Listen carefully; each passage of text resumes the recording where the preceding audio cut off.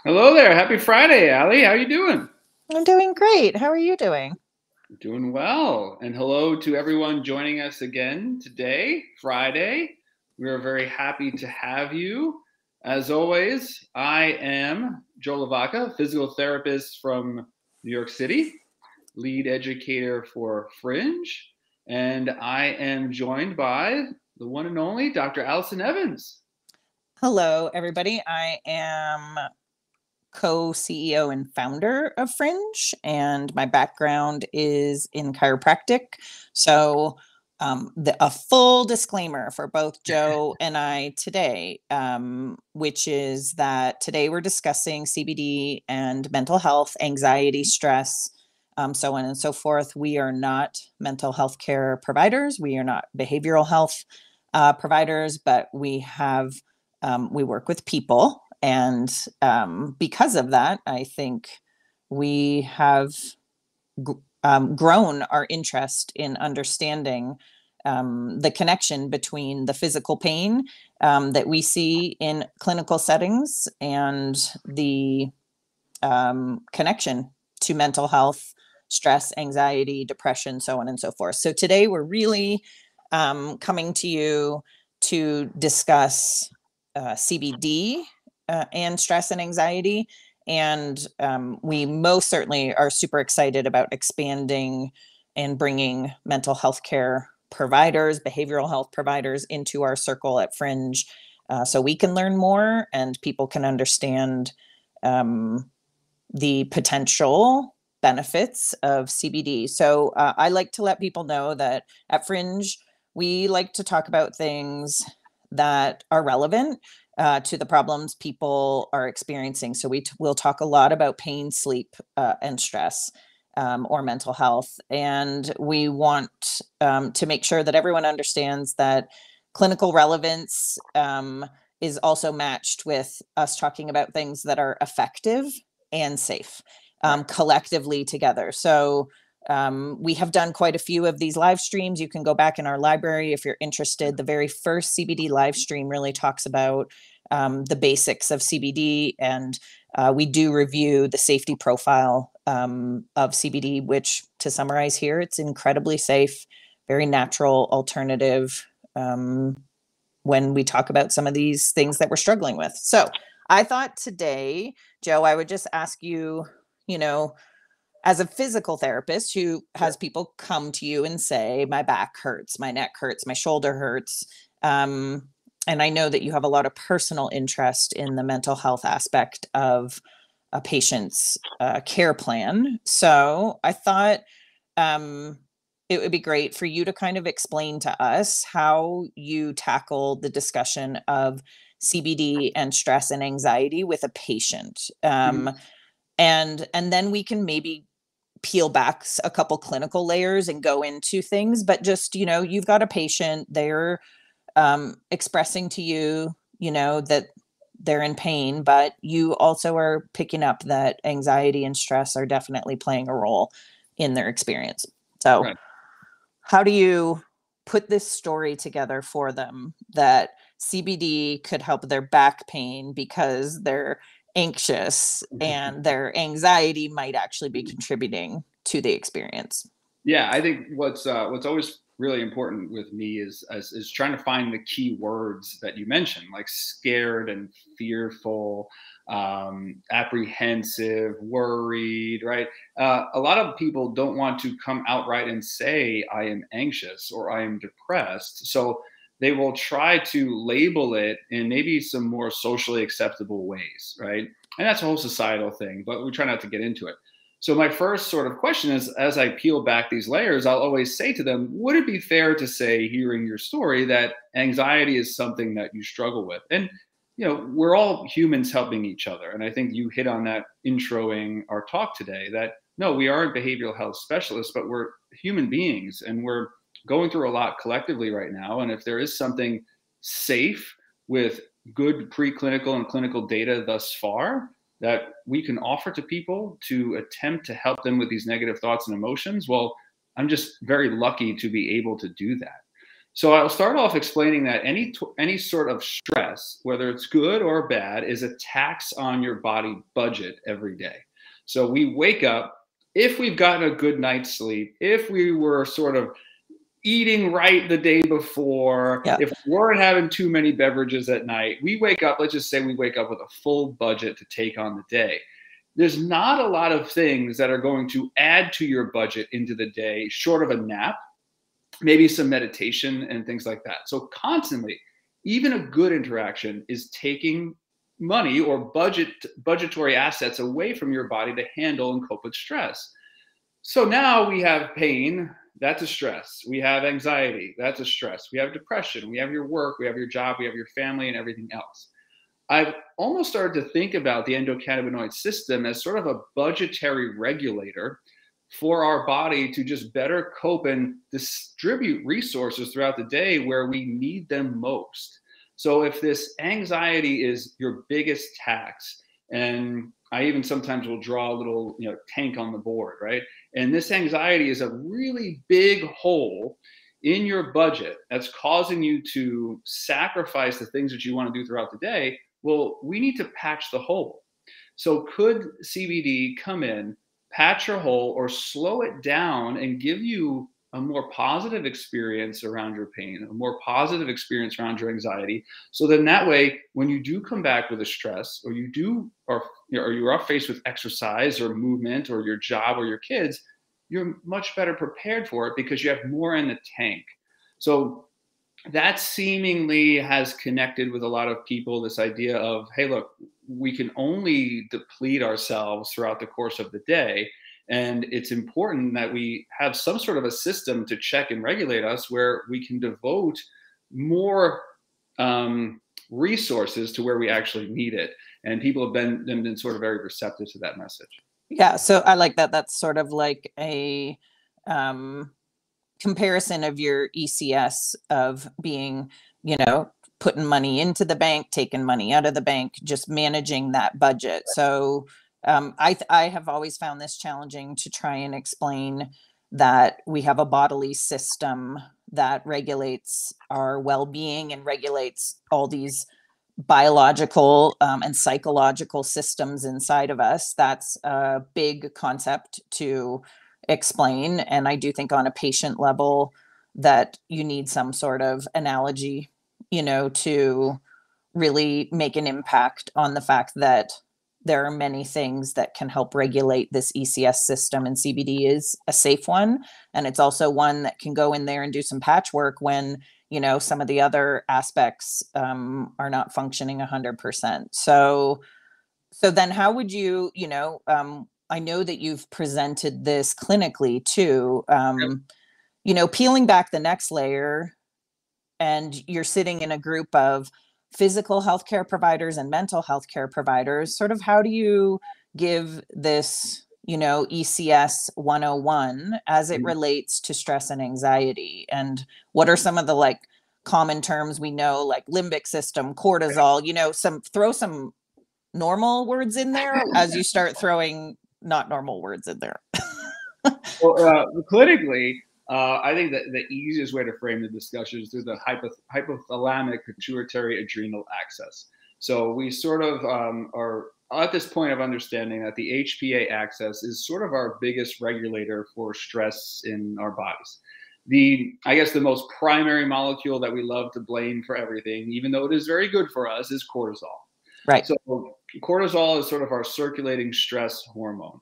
We want that to happen, right? When I'm faced with stress or when I work out, absolutely.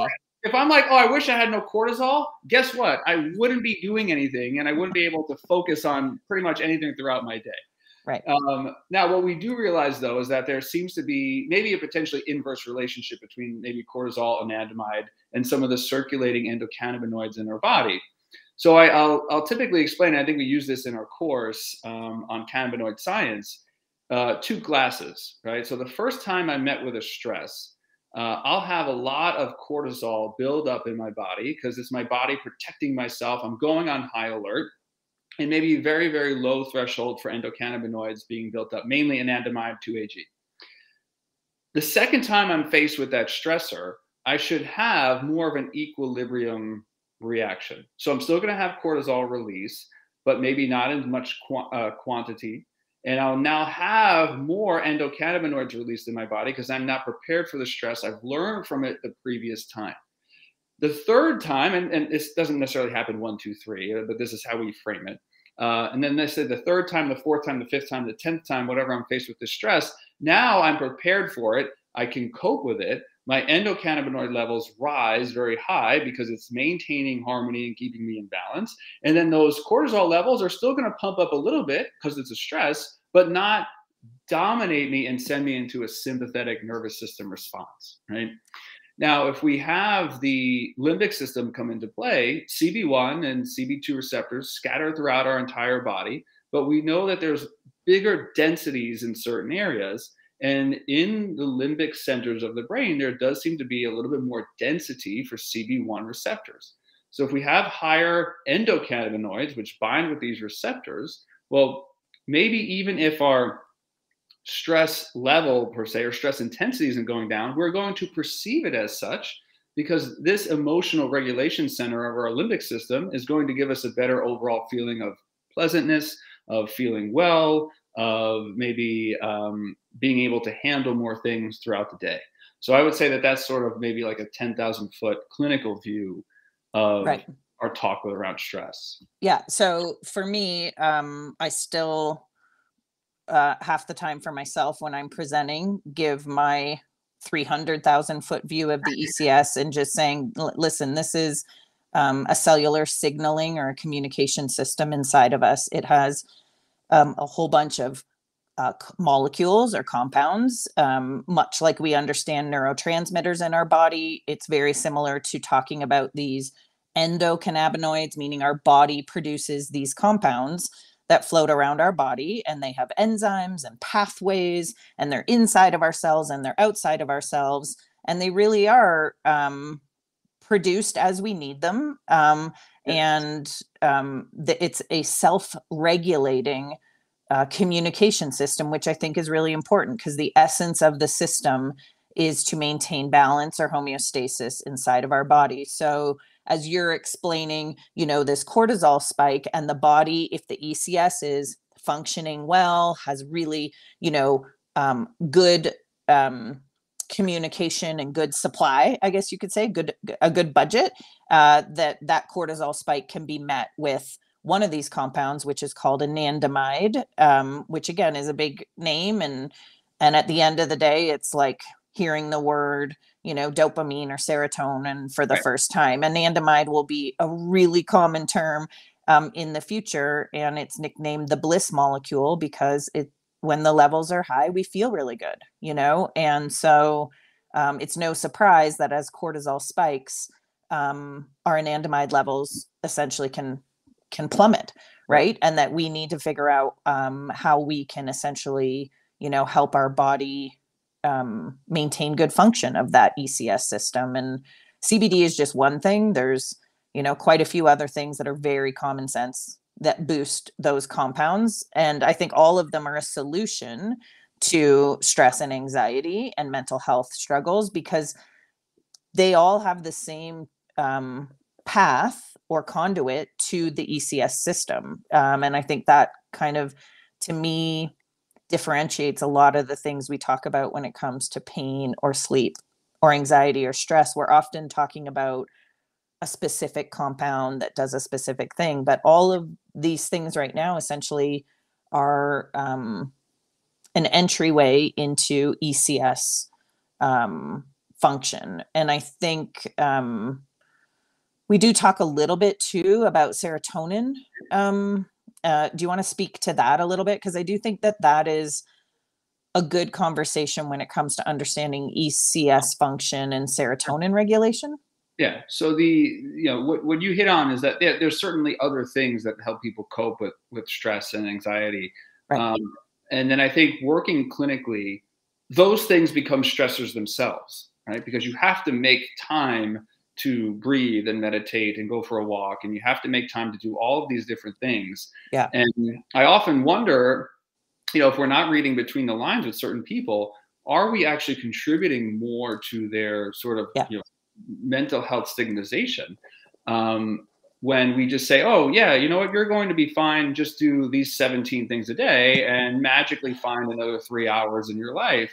Yep. So, when it comes to the CBD, not only do we, as you mentioned before, it's extremely safe, but when we read these case series and these research articles coming out, particularly when they're trying to target anxiety in our patient population, they do name dopamine as being one of the neurotransmitter pathways that it's trying to improve function of, GABA throughout the body as well, and serotonin. So my understanding of dopamine is that that's our reward system. That's what's going to sort of keep us searching, right, or wanting a stimulus for a reward. But then serotonin is going to sort of keep us in the here and now.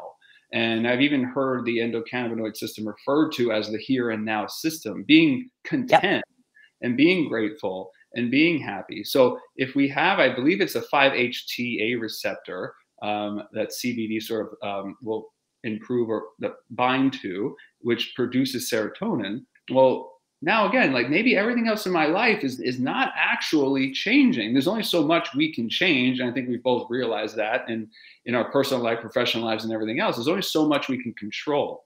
But if I have a better balance between serotonin, dopamine, and even GABA, then I'm going to be more content with where I am. And then maybe that's when I can take the time to say, wow, I know what I can control. I know that I can make time for 5 minutes over here and 10 minutes over there. And it just snowballs, right? Yep. And it snowballs from there. And I think that maybe that's where that the CBD regimen becomes that catalyst for change, right? Because you are taking a proactive step in managing and coping with the things that you need help with. And you're doing so in a healthy way and in a safe way. And it doesn't have any addictive qualities. I know a lot of people will always ask me that about even any of the modalities I used to use in the clinic, right? It was like, well, won't people get addicted to tape and pods and this? And I'm like, no, funny enough, cotton has no therapeutic potential for addiction. And that's what we're seeing with CBD, right? That there is no potential or none that we've seen anyway. And even the World Health Organization has supported this, that there is no potential for addiction and there is no sort of potential for withdrawal after you come off of it. So if it's going to be something that's going to kickstart your life, that we're seeing in large case series help many people, that we're seeing in preclinical and growing clinical data now on serotonin pathways, dopamine pathways, response to HPA access, the inverse relationship between cortisol and anandamide. This is where we can start to, all these puzzle pieces are sort of fragmented away from each other. And we sort of have to just start putting them together to see what picture forms, for the person in front of us. Yeah. So I think that lends itself nicely to just kind of end this talk today with a little bit of discussion about using CBD for mental health issues, stress, anxiety, and we are asked often about that. And so it's good to understand sort of the pharmacokinetics of CBD so people can understand, it's so funny because yesterday I did an exercise and I try to, at minimum, walk the dogs for an hour a day outside. Like that's the bare minimum for me in a day to say,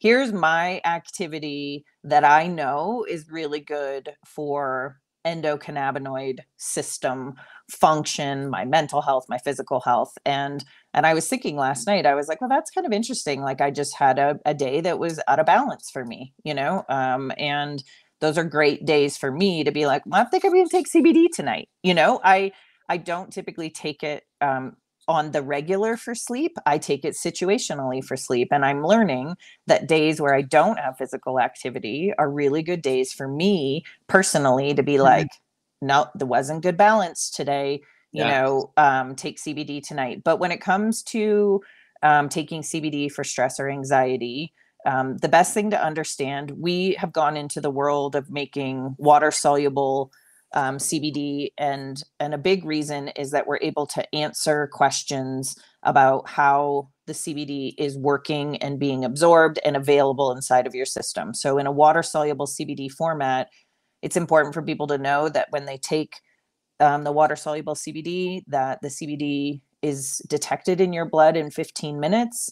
It Mhm. peaks at an hour, and it's out of your blood in an hour. Keep in mind, CBD is a form of a phytocannabinoid, meaning it's from a plant, but it has a very similar ability to interact with, like an endocannabinoid would, one that your body naturally produces. So the synergy between plant cannabinoids and endocannabinoids is really kind of the fascinating overlap between the human world and the plant world, Right. and this plant species being so supportive for our health. So at that point, it's just really good for people to understand, okay, what is the pattern to, let's say, my stress or anxiety? Is it happening in the afternoons? Is it more so at dinner that I just am Totally. not feeling Totally. that I can, manage myself? Or am I feeling anxious before I lay down and go to bed? Do I wake up, feeling anxious? So knowing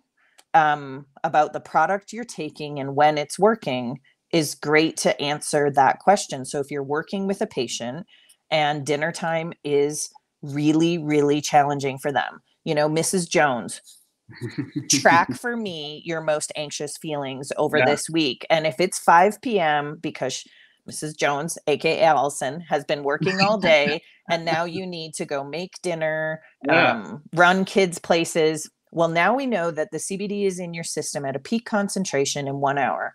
Probably a good idea, to learn, like, oh, wow, this is amazing. I could take CBD at 3 or 4 in the afternoon.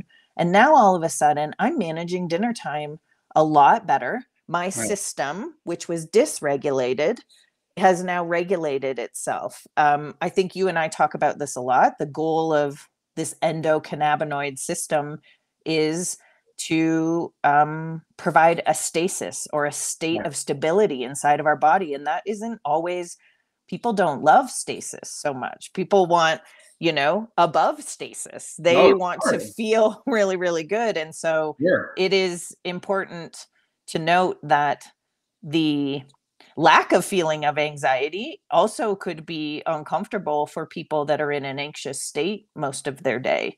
Right. And so starting to pay attention to the fact that this endocannabinoid system, which is answering a question we've been asked here, I mean, the goal of it is to maintain homeostasis, and that is a stable state across many systems inside of our body. And when we talk about stress or anxiety, it's really making that correlation of how we feel, and making notes about it, taking risks with it, experimenting with it.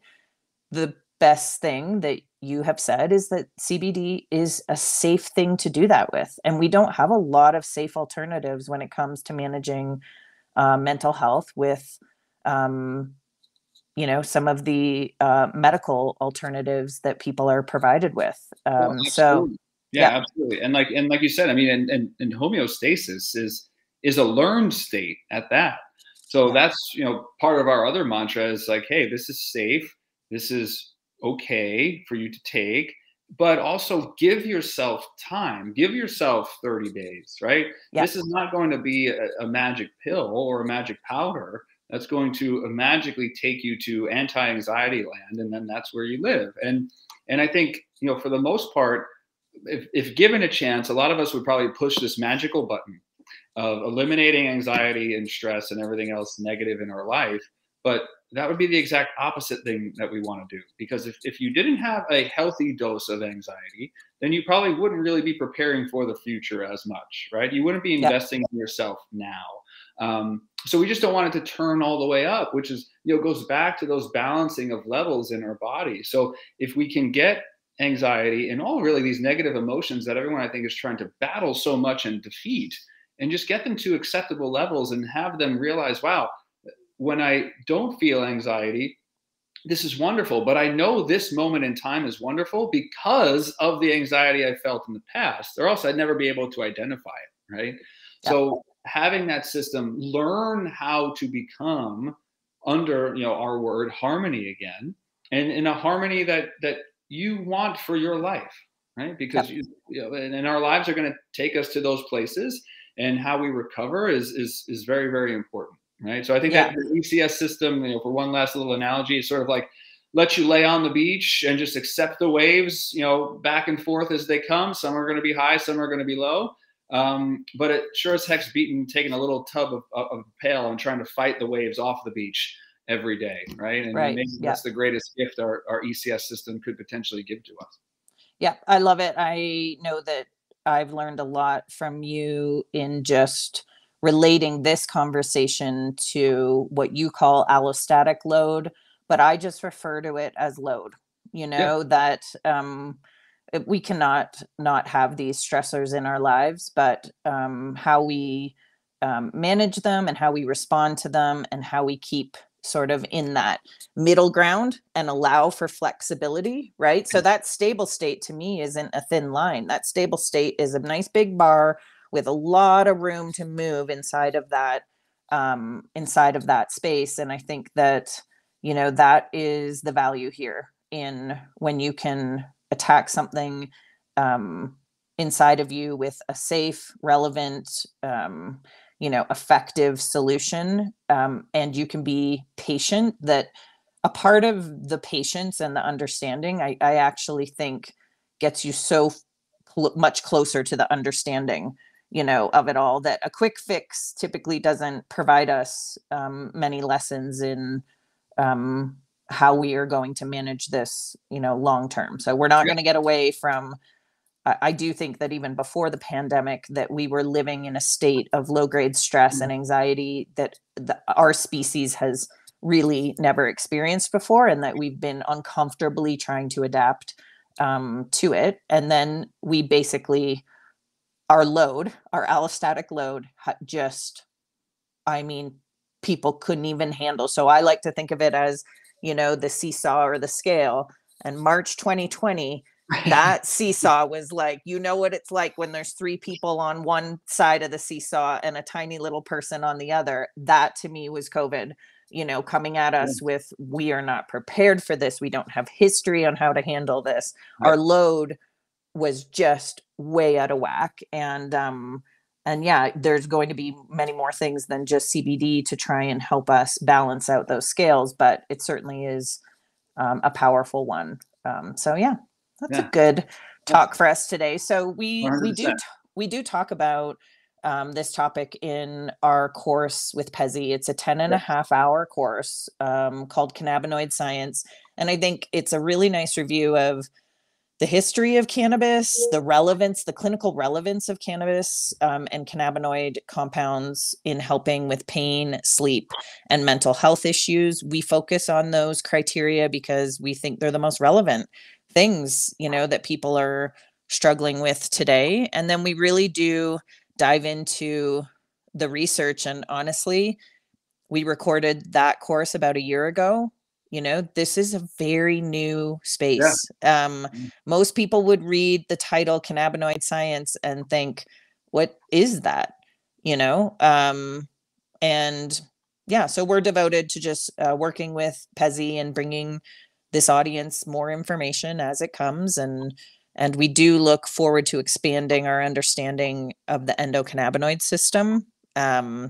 We all have a lot to learn there, but yeah, thanks for joining us today. Yeah, thank you, everybody. And what's your topic? What's the topic next week? Oh, yeah, next week I'm going to be going over a lot of questions we get about quality, safety, and testing when it comes to CBD in the marketplace. So it'll be very relevant for people that are very interested in trying CBD.